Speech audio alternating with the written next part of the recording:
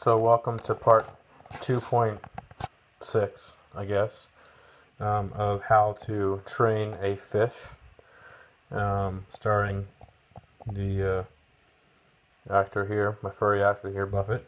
He's a good boy. I told him to sit, and he sits, and down. Good boy, down. And he can also speak in command too. Buffett. Good boy. Good boy. And I stop and he stops. So that's it. He's got a few other things obviously, but this brings me to my point of the video.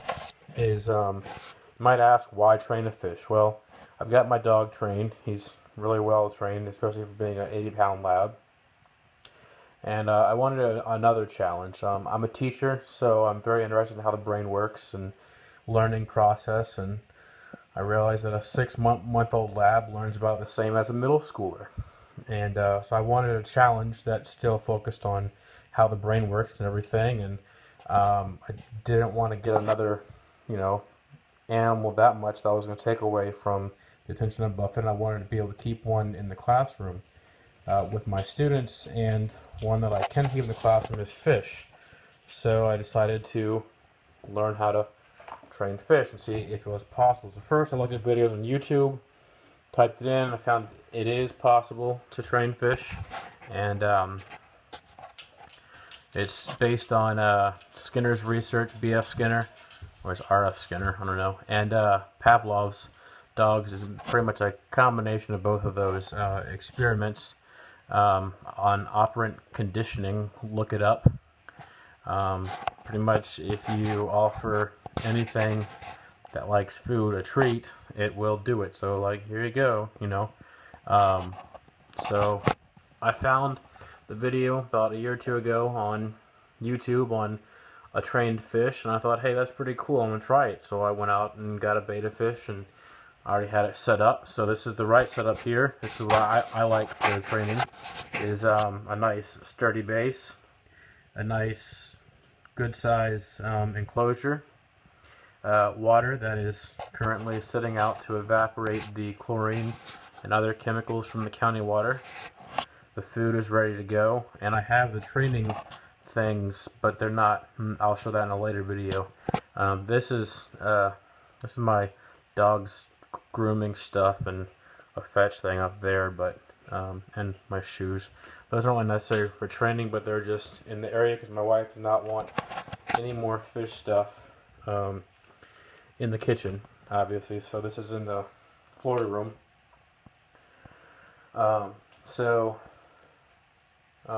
Yeah, that's pretty much it, I guess. I have tried to train other fish before. I've tried to train a goldfish. It took about a month to train a goldfish, to train one goldfish. The other one took months, plural, and it never really got that far. I've tried a few betta fish. One learned in about a week or two to get to step one. The other one learned in exactly a week, so that's why I've found that, what fish is really the best. I haven't tried other fish other than betta fish and goldfish, but I like to go with betta fish because you don't need a fancy setup. I can have it in my classroom. I can transport it home for spring break or winter break, summer break even. At the end of the year, usually I give it to a student. Actually, I don't give it to a student. I gave it to my friend's daughter this past time, and to responsible people that I know will take care of it, and they can say, hey, I have a trained fish. It's a pretty cool thing to brag about. But I noticed there aren't any videos on YouTube of how to train a fish that are step by step. So that's what I wanted to do. I know this one's really boring. There's no fish yet. Just looking at a bunch of stuff right now and hearing my boring monotone voice talking. And I guess the coolest thing is probably my dog Buffett, which, sorry for the freaky eyes, that's the lighting and stuff, and his retinas in the background. But yeah, I know, I'm talking about you. Yeah, it's exciting. Anyways, yeah, he's like, okay, and scene for him. So yeah, that's why I wanted to do this video. I haven't posted a video in a long time, so I figured it was time to do a new one. And this one I'm able to show my students step by step as to how to train them, and they can see every detail that I do, how to do it, how to properly set it up, how to what things you need, how I set up a betta tank. Bettas shouldn't be used for fighting that's messed up, that's cruel, but if you use their natural tendency for aggression towards other male fish or towards other things that they perceive as threats, that is a very good thing when it comes to training.